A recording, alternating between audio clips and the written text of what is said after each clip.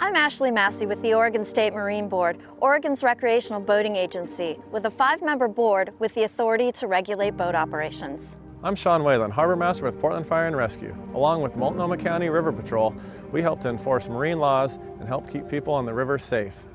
New rules for boating activities on the lower Willamette River are effective May 1st this year and are meant to address congestion and improve safety to meet the needs of most river users. There are 3 different areas of the river with new rules. The first is the slow, no-wake zone extension from Holgate Channel past the tip of Ross Island, including the Ross Island Lagoon. That's in effect year-round. The second is a seasonal pass-through zone from May 1st through September 30th from the Hawthorne Bridge to Waverly Marina. All boats can pass through this nearly 4-mile stretch without reducing speed. Think of it like a highway. This includes personal watercraft. Operators must pass through this zone above 5 miles per hour and not play in the area. Also, towed water sports activities are not allowed in this zone. The pass-through zone is intended to reduce congestion and ensure boaters can transit to other locations on the river to safely play. Even though the other side of Ross Island requires slow no-wake speeds, there will be a mix of different boaters and even swimmers in the Holgate Channel and Ross Island Lagoon. Be courteous and share the water. Remember to have the required safety equipment based on your boat's type and length, including a properly fitting life jacket for everyone on board. Have fewer worries if everyone wears them.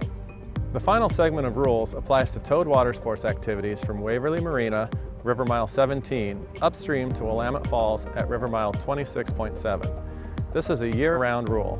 Because this stretch of river is narrower than other segments of the Willamette and also have the most dock density, some towed water sports activities can take place, but at certain distances away from structures to minimize property damage and to protect the riverbanks. Within 100 feet of docks or structures in the water, boaters must operate at a slow, no-wake speed. Water skiing is allowed outside 100 feet from docks or other structures in the water. Tubing and other inflatables being towed are allowed at 200 feet or more from docks or other structures in the water.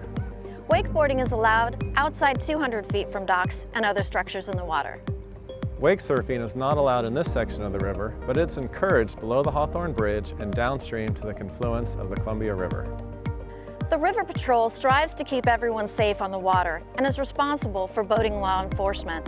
However, please be aware that the unit has many priorities and is responsible for over 80 miles of river and may not be on your stretch of the river 24/7.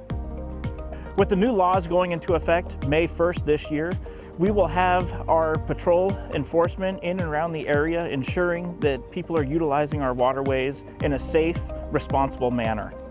We'll be focusing our enforcement efforts this summer on close proximity to other boaters, as well as moorages, marinas, and floating homes, people boating under the influence of intoxicants, reckless boat operation, and violation of the pass-through zone. So we encourage everybody to come out, have a good time, but be responsible and be respectful. And know that there are fines that come along with these certain violations, and we hate to impose those, but we do to help educate and enforce our rules and laws here in the state of Oregon.